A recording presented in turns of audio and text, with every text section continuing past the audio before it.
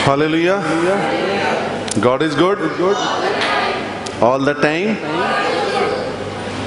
धन्यवाद करते हैं परमेश्वर का सुंदर गवाहियों के लिए। अभी भाई गवाही दे रहे थे कि जब हमारे जीवन से किसी की भलाई होती है तो उस खुशी को वाकई में शब्दों में बयान नहीं कर सकते। सच में जो भी टैलेंट है वो तो परमेश्वर की ओर से है। हमारे एक बुजुर्ग हैं, वो कहा करते थे कि यदि कोई आपके घर में आके खाना खाता है तो ये मत सोचो कि आप खाना खिला रहे हो या वो आपको धन्यवाद दे, ऐसी मनोवृत्ति आप मत रखो। आप इस मानसिकता को मत रखो कि वो व्यक्ति मेरे घर आया, मैंने उसे खाना खिलाया, वो मुझे धन्यवाद दे। वरन धन्यवाद दो परमेश्वर का कि परमेश्वर ने तो उसे खाना खिलाना ही है। पृथ्वी पर वो अपने बच्चों को भूखा नहीं सोने देगा, पर परमेश्वर ने आपको चुना उस बच्चे को खाना खिलाने के लिए, इसलिए आपको परमेश्वर का धन्यवाद करना है। सच में जैसे भाई ने बताया कि उनकी वाइफ को नर्सिंग है और कार्डियक का उनका एक्सपीरियंस है। वो एक्सपीरियंस किसकी ओर से? परमेश्वर की ओर से है ना। पर वो इस्तेमाल होने दिया परमेश्वर ने उस बच्चे को बचाने के लिए। तो धन्यवाद करें परमेश्वर का। मैंने मैसेज पढ़ा एक कि जब हम अपने दर्द को महसूस करते हैं तो इसका मतलब हम जीवित हैं, है ना। मरने के बाद तो पेन महसूस नहीं होता ना। पर जब हम किसी दूसरे के दर्द को महसूस करते हैं तो इसका मतलब ये है कि हम एक सच्चे इंसान हैं। आपका और मेरा परिचय जो है दो चीजों से डिफाइन होता है। पहला, आपका धीरज। जब कुछ भी नहीं है आपके पास, कुछ भी नहीं है, पैसा भी नहीं, शोहरत भी नहीं है, पारिवारिक रिश्ते भी ठीक नहीं है, टूटन है पति पत्नी के रिश्तों में, माँ बाप में, शारीरिक रूप से भी परेशानियां हैं, पर उस वक्त आपका धीरज आपको डिफाइन करता है। परिस्थितियां अनुकूल हो तो सब कुछ ठीक होता है, हम आत्मिक हो जाते हैं, सब कुछ हमारी यदि अनुकूल है तो हमारे जैसा धार्मिक व्यक्ति तो इस दुनिया में कोई भी नहीं है। हमारे चेहरे से धार्मिकता टपकती है, पर वो आपकी पहचान नहीं है। जब विपरीत परिस्थितियां हैं, उन विपरीत परिस्थितियों में आपका धीरज आपकी पहचान है। और आपका एटीट्यूड दूसरे लोगों के प्रति क्या होता है वो आपकी पहचान है। जब आपके पास सब कुछ होता है, सब कुछ, अच्छा परिवार है, अच्छे बच्चे हैं, नौकरी है, बिजनेस है, पैसा है, शोहरत है, सम्मान है, उस वक्त आप दूसरे लोगों के साथ कैसा व्यवहार करते हैं, ये आपका परिचय है कि आप एक इंसान हो या नहीं हो। सब कुछ आपके पास है, पर हो सकता है आप इंसान ना हो। पर आपके पास कुछ भी नहीं है, परंतु आप एक सच्चे इंसान परमेश्वर की नजर में हो सकते हैं। आइए परमेश्वर के वचन में चलें, समय आज बहुत कम है। दूसरा तिमुथियुस उसका पहला अध्याय और उसका 12वां पद। दूसरा तिमुथियुस उसका पहला अध्याय और उसका 12वां पद। इस कारण मैं इन दुखों को भी उठाता हूँ पर लजाता नहीं, क्योंकि मैं उसे जिस पर मैंने विश्वास किया जानता हूँ और मुझे निश्चय है कि वह मेरी धरोहर की उस दिन तक रखवाली कर सकता है। पौलुस अपने शिष्य तिमुथियुस को पत्री लिख रहे हैं और क्या कह रहे हैं? वो कह रहा है इस कारण मैं इन दुखों को भी उठाता हूं पर लजाता नहीं हूं। दुख को उठाने का मतलब परिस्थितियां विपरीत है, निश्चित रूप से, है ना, जैसे मैंने अभी आपको बताया। पर शर्म नहीं आ रही उसको। पैसा नहीं है, कैद खाने में है, सम्मान नहीं मिल रहा, अपमान मिल रहा है, पर शर्म महसूस नहीं हो रही। आपकी जेब में पैसे नहीं है, पर एक सच्ची इंसानियत यदि आपके अंदर है तो आप कभी भी शर्म महसूस नहीं करोगे, कभी भी नहीं। कोई बात नहीं। पौलुस भी क्या कह रहा है? मैं लजाता नहीं हूं, दुखों को उठा तो रहा हूं पर मैं लजाता नहीं हूं। पर क्यों शर्म नहीं आ रही? क्यों? क्योंकि मैं उससे जिस पर मैंने विश्वास किया। किसे? आप लोग बोलिए। जिस पर मैंने विश्वास किया उसे जानता हूं। एक लाइन पिन पॉइंट है, जिस पर मैं विश्वास करता हूं, जिस पर आप विश्वास करते हैं, पौलुस उसे जानता है। किसको जानता है पौलुस? जिस पर वो विश्वास कर रहा है। और क्या विश्वास है उसका? मुझे निश्चय है कि वे मेरी धरोहर की उस दिन तक रखवाली कर सकता है। सबसे पहली बात कि जिस पर वो विश्वास करता है उसे वो जानता है, और उसे विश्वास है कि वो व्यक्ति, वो प्रभु उस दिन तक, यानी कि न्याय के दिन तक मेरी धरोहर की रखवाली कर सकता है। तो मैं इन विपरीत परिस्थितियों से क्यों घबराऊं? मैं इन दुखों से क्यों घबराऊं? मैं इस बेचैनियों से क्यों घबराऊं? मैं इस रिश्ते की टूटन से क्यों घबराऊं? मैं इस आर्थिक समस्या से क्यों घबराऊं? क्योंकि मैं जानता हूं जिस पर मैं विश्वास करता हूं। क्या आप उसे जानते हैं जिस पर आप विश्वास कर रहे हैं? यदि सच में आप उसे जानोगे ना, जिस पर आप विश्वास कर रहे हो, तो कैसी भी परिस्थिति होगी आप घबराएंगे नहीं। कैसी भी परिस्थिति होगी आप अपने आप पर, प्रॉब्लम यही होती है, कुड़कुड़ाएंगे नहीं। आप अपने आप पर शर्मिंदगी महसूस नहीं करेंगे, क्योंकि ऐसे आप जानते हो। नहीं तो नॉर्मली क्या होता है कि जिस पर आप विश्वास करते हो उसे आप जानते नहीं, आपकी प्रार्थना नहीं सुनी जाती, आपके मन में वो बेचैनी आ जाती है, आपके मन में वो शर्मिंदगी का एहसास होने लगता है, आपके मन में वो कुड़कुड़ाहट होने लगती है। कब? जब आप उसे नहीं जानते। अब आप अपने मन को टटोलो कि आप जिस पर विश्वास करते हो, क्या आप उसे जानते हो? पौलुस जानता है। मैं कह सकता हूं कि मैं जानता हूं, आप भी कह सकते हैं, मैं ये नहीं कह रहा। मैं जानता हूं कि मैं किस पर विश्वास करता हूं। मैं अपनी बात कर रहा हूं कि मैं अपने प्रभु यीशु पर विश्वास करता हूं। मेरी परिस्थिति आज चाहे कैसी भी क्यों ना हो, पर मैं जानता हूं कि मेरा प्रभु 2000 साल पहले मेरे लिए क्रूस पर मरा। मुझे विश्वास है कि स्वर्ग को वीरान करके, स्वर्ग की महिमा को छोड़ के मेरा प्रभु इस पृथ्वी पर नाशवान मनुष्य की दशा में आया। क्या मांगू मैं उससे? और नहीं है मेरे पास पैसा, भी आ जाएगा पैसा, मुझे विश्वास है उसके ऊपर। स्वर्ग की सारी संपत्ति को छोड़कर वो मेरे लिए इस पृथ्वी पर आया। किसी वजह से मेरे पास पैसा नहीं है, कोई बात नहीं। मेरे शरीर में कोई परेशानी है, कोई बेचैनी है, कोई निर्बलता है, पर मेरा विश्वास है कि मेरे प्रभु ने 39 कोड़े खाए, आज नहीं तो मैं कल चंगा हो जाऊंगा। मैं उस निर्बलता पर, मैं उस शारीरिक अस्वस्थता पर कभी भी शर्मिंदगी महसूस नहीं करूंगा। क्यों? मैं उसे जानता हूं जिस पर मैं विश्वास करता हूं। क्या आप उसे जानते हैं? सबसे जरूरी है, देखो सबसे ज्यादा जरूरी। मैं ये नहीं कहता कि आप यीशु पर विश्वास करो, पर चेक तो करो। वो कहते हैं आओ हम वाद विवाद करें, वो कहते हैं आओ मुझे चख के देखो मैं कितना भला हूं। चेक तो करो। जिसकी भी आराधना करते हो, जिसका भी भजन गाते हो, जिसकी भी स्तुति करते हो, उसे आप चेक करो। और एक बार चेक करने के बाद उस पर विश्वास करो। फिर तर्क नहीं, फिर बहस नहीं। क्योंकि यदि हम इस तरीके से चलते रहेंगे तो सारी जिंदगी मानो एक ऐसी गुफा में आप चलते रहोगे, एक अंधेरी गुफा में, जिसका दूसरा ठिकाना आपको कभी भी नहीं मिलेगा। क्योंकि जिंदगी, मैंने कई बार कहा है कि हमारी लाइफ जो है वो स्ट्रीट के लैंप पोस्ट की तरह है।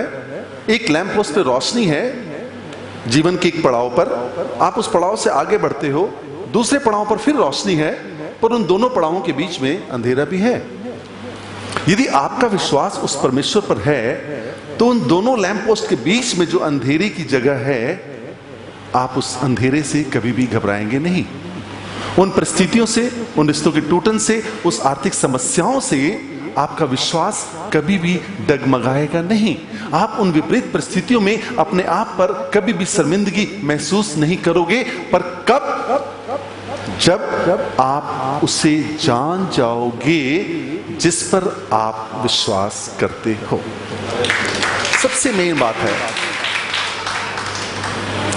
वो कहता है मैंने तुम्हारे लिए सारी बातें भलाई की सोच रखी। वो कहता है ना, वो कहता है जीवन और मृत्यु दोनों हैं, पर मैं तुम्हें चाहता हूं कि तू जीवन को ही चुन ले। उसके वचन हैं। हम एक वचन और लेंगे, यूहन्ना रचित सुसमाचार। आप मेरी बात को समझ रहे हैं? जानिए उसे जिस पर आप विश्वास करते हो, जिस पर भी पूरी अच्छी तरह से जान लीजिए, और उसके बाद उससे समर्पण कर दीजिए। जीवन जीने का एक ही तरीका है, और वो है सिर्फ समर्पण। दूसरा तरीका है ही नहीं, कुछ भी नहीं। जब तक आप किसी परमेश्वर के प्रति मैंने समर्पण किया है मेरे प्रभु यीशु पे।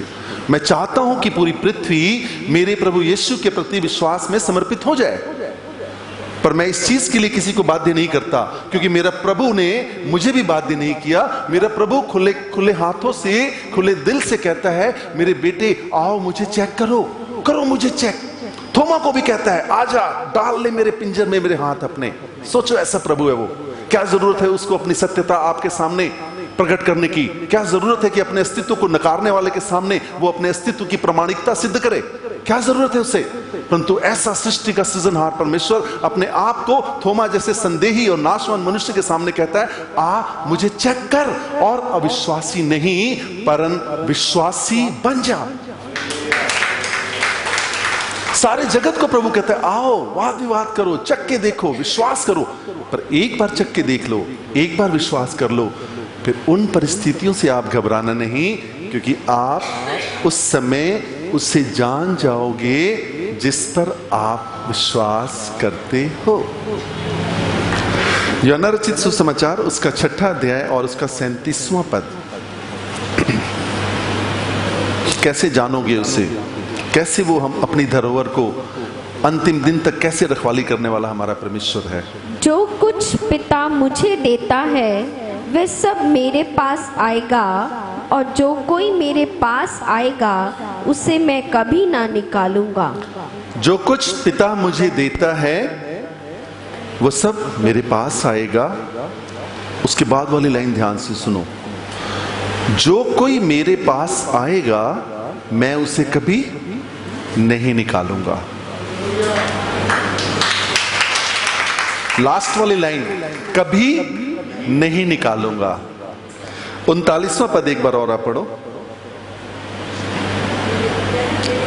उसी का और मेरे भेजने वाले की इच्छा यह है कि जो कुछ उसने मुझे दिया है उसे मैं कुछ ना खोऊं, उसमें से मैं कुछ ना खोऊं, परंतु उसे अंतिम दिन फिर जिला उठाऊं। मेरे भेजने वाले की इच्छा है कि जो कुछ उसने मुझे दिया, यानी कि पिता ने मुझे दिया, पिन पॉइंट, उसमें से मैं कुछ ना खोऊं। आप सब बोलिए, उसमें से मैं कुछ ना खोऊं। पहली बात क्या थी? जो कुछ पिता ने मुझे दिया है मैं उसे कभी नहीं निकालूंगा। किस पर आप विश्वास कर रहे हो? किसे आप अपनी धरोहर दे रहे हो? सोचो, आपने अपनी धरोहर किसी ऐसे व्यक्ति को दी और वो कभी आपको निकाल दे, क्या ऐसे व्यक्ति को आप धरोहर देना चाहे हुए? या ऐसे व्यक्ति को अपनी अमानत, अपने आप को सौंपना चाहोगे जो ये वायदा करता है कि मेरे बेटे यदि तू मेरे पास आता है, मेरी बेटी यदि तू मेरे पास आती है, तो मैं तुझे कभी कभी कभी कभी नहीं निकालूंगा। पहला पॉइंट। और दूसरा, तुझे कभी भी नहीं खोऊंगा। दोनों इंपॉर्टेंट बातें हैं। कभी निकालेगा भी नहीं और कभी खोएगा भी नहीं। मैंने एक छोटी सी एक कहानी पढ़ी थी यीशु और मनुष्य के संबंध में। यीशु देखते हैं, अपनी बातों को बताते हैं कि ठीक है मेरे बेटे, मैं तुझे देखता रहा, सुबह तो उठा, मैं तुझसे उम्मीद कर रहा था कि सुबह उठ के मुझे तू गुड मॉर्निंग बोलेगा। तूने नहीं बोला। मैंने कहा कोई बात नहीं, अभी तेरे पास टाइम नहीं है। तो पत्नी के साथ बैठी पीने लग गया। मैं कहा कोई बात नहीं, बैठी पीने के बाद तू मुझसे मिलेगा, मुझसे गुड मॉर्निंग बोलेगा। बैठी पीने के बाद भी जब तू नहीं मिला, तू वॉशरूम चला गया। मैं कहा चल जरूरत है इस चीज की भी, उसके बाद मिलेगा। पर उसके बाद तू नहा के खाना खाने बैठ गया, ब्रेकफास्ट करने बैठ गया। मैं कहा चलो ठीक है, उसके बाद करेगा। ब्रेकफास्ट करने के बाद तूने ऑफिस जाने की तैयारी कर ली। तैयारी, ऑफिस जाने से पहले तूने सिर्फ मेरे को गुड मॉर्निंग बोला, पर मैं तेरे को कुछ कहने जा रहा था, पर तू निकल गया। ऐसे ही करते ना हम, ऐसे ही करते ना, ठीक है। वो कभी नहीं निकालेगा। उसकी कमिटमेंट क्या है? वो कभी नहीं निकालेगा। मैं तुझसे कहने वाला था, तू निकल गया। तो ऑफिस पहुंच गया, ऑफिस का काम कर रहा है, लंच हुआ, मुझे लगा अब तेरे पास टाइम है, तू मुझसे बात करेगा। खाना वाना खाया, दोस्तों के साथ गप्पे मारी, मुझे याद नहीं किया। वापस घर आ गया। अब तो मुझे यकीन हो गया, परमेश्वर कहते हैं, मैं संक्षेप में सुना रहा हूं आपको, कि अब तो तू फ्रेश है, अब तूने ऑफिस भी नहीं जाना, तो मुझसे बात करेगा। पत्नी के साथ चाय वाय पी, शॉपिंग करने निकल गया, नहीं बात की। रात के समय गुड नाइट कहा, मैं फिर तेरे से बात करना चाह रहा था और तू सो गया। ऐसे ही तो होता है ना। यीशु कहते हैं, देख मेरे बच्चे, ध्यान से सुनो, देख मेरे बेटे, देख मेरी बेटी, मैं तो तुझसे ऐसे व्यवहार करता हूं कि जैसे तू मेरा इकलौता बेटा है। वो मुझसे व्यवहार कर रहा है, सुबह से लेकर शाम तक वेट कर रहा है। क्यों, कैसे? वो ये इस तरीके से व्यवहार कर कि मैं ही इकलौता, मेरी उसकी सारी कंसंट्रेशन किस पे है? मुझ पर है, आप पे। आप अपने आप को लो, सारी कंसंट्रेशन उसकी सुबह से लेकर शाम तक आप पर है। और उसकी शिकायत आपसे और मुझसे पता क्या है? बातें हम बाद में कर लेंगे, मेरी तरफ ध्यान से सुनो प्लीज। यीशु कहते हैं, क्या कहते हैं? जब मैं तुझसे बात करता हूं तो मैं ऐसे बात करता हूं कि तू मेरा इकलौता है, तेरे अलावा मेरा कोई भी नहीं, परंतु तू मुझसे ऐसे बात करता है जैसे तेरे पास हजारों लाखों यीशु हैं। शिकायत है प्रभु की। क्या आपके पास हजारों यीशु हैं? क्या आपके पास लाखों यीशु हैं? यीशु के पास हमारे जैसे करोड़ों और अरबों हैं, परंतु हमारे करोड़ों अरबों और खरबों के पास एक और सिर्फ एक यीशु है। पर उसके बावजूद भी वो जानता है कि वही एकमात्र मार्ग, वही सत्य, वही जीवन, उसका कोई अल्टरनेटिव, कोई ऑप्शन नहीं। परंतु फिर भी वो इन करोड़ों लोगों की उपेक्षाओं के बावजूद सुबह गुड मॉर्निंग और गुड नाइट कहने वालों के लिए भी क्या कहता है? जो मेरे पिता ने मुझे दिए हैं मैं उसे कभी भी नहीं निकालूंगा। मत बैठो मेरे चरणों में, चाहता है वो। शिकायत है उसको, देखो उसको बहुत गहरी शिकायत है। शिकायत है उसको कि आप मुझसे बात नहीं करते, मैं उससे बात नहीं करता। पर शिकायत के बावजूद कमिटमेंट क्या करता है वो? मैं तुझे कभी नहीं निकालूंगा, कभी भी नहीं। पर इसका मतलब ये नहीं कि हम उसके अनुग्रह रूपी धन को तुच्छ समझें कि प्रभु तूने तो हमें निकालना ही नहीं, हम कुछ भी कर लें, हम गुड मॉर्निंग गुड नाइट भी ना कहें तब भी तू नहीं निकालेगा। वाकई में वो नहीं निकालेगा, सच है। आप गुड मॉर्निंग और गुड नाइट भी नहीं कहोगे तो भी वो आपको अपने जीवन से नहीं निकालेगा। पर क्या हमें ऐसा करना चाहिए? क्या हमें उसके अनुग्रह रूपी धन को तुच्छ समझना चाहिए? क्या हमें उसकी सहनशीलता को इतना हल्के में लेना चाहिए? लेना चाहिए। आप अपने दिल से पूछो। परमेश्वर की संगति यही तो हमें सिखाती है, रुक के अपने आप के बारे में सीखना ही तो सिखाती है। कौन हो आप? क्या कर रहे हो आप? परमेश्वर के साथ आपका क्या संबंध है? परमेश्वर के साथ कैसी प्रतिक्रिया व्यक्त कर रहे हो आप? क्या हमें ऐसा करना चाहिए? वो नहीं निकालेगा, परंतु हमें तो अपना समय निकालना है परमेश्वर के लिए, क्योंकि हमने अपनी धरोहर देने के लिए किसी को तो चुनना है। मैंने तो चुन लिया, आप सबने भी यदि चुन लिया बहुत अच्छी बात है। यदि नहीं चुना तो उस प्रोसेस में आगे बढ़ो। थोड़े से पैसे किसी को देते हो, अपना बेटा या अपनी बेटी किसी को सौंपते हो, हॉस्टल में डालते हो, चेक करते हो ना आप लोग कैसा कॉलेज है, कैसा स्कूल है, कैसा गाइडेंस है, कैसे टीचर हैं। पर अपनी आत्मा को जिसे आप सौंपने जा रहे हो, क्या उसके बारे में जानना जरूरी नहीं है? ना जरूरी। और वो जो जानने वाला है, जिस पर आप विश्वास कर रहे हो, यदि आपने उससे जान लिया, और विश्वास करने वाला क्या कह रहा है? जो मेरे पास आएंगी मैं उसे कभी भी नहीं निकालूंगा। मैं अकेला हूं, तुम फील करते हो कि मेरे जैसे कोई हजारों हैं, परंतु फिर भी मैं तुम्हें नहीं निकालूंगा। मेरे पास तुम्हारे जैसे करोड़ों अरबों हैं, कोई मायने नहीं रखते तुम मेरे लिए, परंतु फिर भी मैं तुम्हें नहीं निकालूंगा। और दूसरी बार क्या कहता है वो? मैं तुम्हें नहीं खोऊंगा, नहीं निकालूंगा, पहली बात। दूसरा क्या कहता है? मैं तुम्हें कभी नहीं खोऊंगा। सपोज करो यहां भवन में इतने सारे लोग हैं और मैं कहता हूं नहीं, सपोज करो मैं आप लोगों को कहता हूं कि मैं आपको नहीं निकालूंगा। चलो नहीं निकाला, यहां तक तो ठीक है कि नहीं निकाला, बैठे हो लो आप लोग अपनी चेयर पे। पर दूसरी लाइन ज्यादा इंपॉर्टेंट है, इससे भी ज्यादा इंपॉर्टेंट, मैं तुम्हें नहीं खोऊंगा, नहीं खोऊंगा मैं। सपोज करो आप लोग यहां बैठे हो और कोई बाहर से आता है और मैंने जिम्मेवारी ले रखी है आपकी, मैं कुछ नहीं हूं, मैं आपको सिर्फ समझाने के दृष्टिकोण से ये कह रहा हूं। कोई बाहर से आता है और आप पर अटैक करता है, आपको किडनैप करना चाहता है, मेरी प्रतिक्रिया क्या होगी? आपकी प्रतिक्रिया क्या होगी? ऐसा ना हो कि मैं इसको बचाने के चक्कर में मुझे चोट मिल जाए। हम इंसान ऐसा ही तो सोचते हैं ना, सोचते हैं ना, और ऐसा ही करते हैं। हम आपको खोना, मैं आपको खोना नहीं चाहूंगा, परंतु आपके प्राणों को बचाने के लिए क्या मैं अपने प्राणों को दे सकता हूं? कि आप अपनी धरोहर किसे दे रहे हो?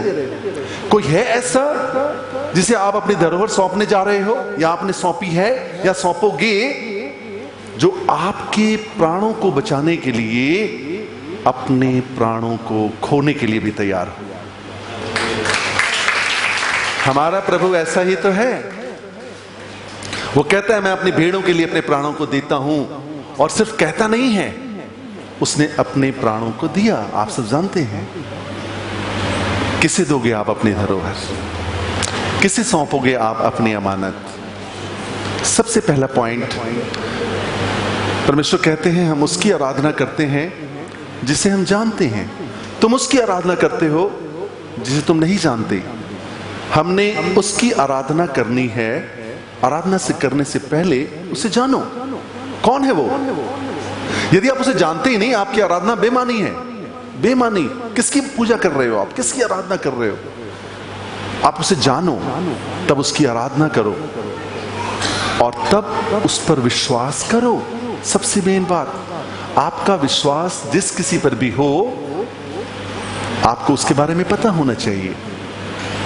मेरा विश्वास प्रभु यीशु पर है। जैसे मैंने कहा, मैं उसे जानता हूं, मुझे विश्वास है कि वो मेरी धरोहर की रखवाली करेगा, क्योंकि उसने कमिटमेंट की कि जो मेरे पास आएंगे मैं उसे कभी भी नहीं निकालूंगा, और उसने कमिटमेंट की जो मेरे पास आए हैं मैं उसे कभी भी नहीं खोऊंगा। और ऐसा उसने सिर्फ वचनों के माध्यम से कहा भी नहीं, वरन सूली पर अपने प्राणों को देकर उसने हम सबको बचा लिया। वो कहता है सच्चा चरवाहा मैं हूं। मजदूर भेड़ियों को देख भेड़ों को छोड़कर भाग जाता है। मेरी भेड़ें हैं, मैंने अपनी भेड़ों पर किसी को अपॉइंट किया, 2-4, 10,000, 20,000 जो भी तनख्वाह देके उसे, ठीक है, वो भेड़ों की रखवाली कर रहा है, वो भेड़ों को चारा खिला रहा है, टाइम से सब कुछ कर रहा है। पर अगर भेड़िया आ गया और नौबत ये आ गई कि मजदूर के प्राण जा सकते हैं, मजदूर कहेगा मैंने क्या करना है, मुझे नौकरी तो मिलनी है। मजदूर उन भेड़ों को छोड़कर चला जाएगा, पर मालिक क्या करेगा? मालिक उन भेड़ों को बचाने के लिए भेड़िए और भेड़ों के बीच में आके खड़ा हो जाएगा, क्योंकि भेड़ें उसकी हैं। तो यदि आप भेड़े हैं तो आप अपने आप को मजदूरों के हाथ में सौंपना चाहते हो या अपने मालिक के हाथ में? निर्णय आपका है। समझ रहे हैं आप मेरी बात? क्या है? हम सब भेड़े हैं। किसे सौंपोगे आप अपने आप को? मजदूर को नहीं, वरन किसे? अपने मालिक को। और मालिक की आराधना करने से पहले आप मालिक को जानो। जानो, सबसे पहले उसे जानो, फिर उस पर विश्वास करो, फिर पूरी तरह से उस पर समर्पित हो जाओ और अपनी अमानत उस परमेश्वर को सौंप दो, जिस पर आपको विश्वास है कि वो आपकी धरोहर की रखवाली उस अंतिम दिन तक कर सकता है। प्रभु आप सबको आशीषित करें।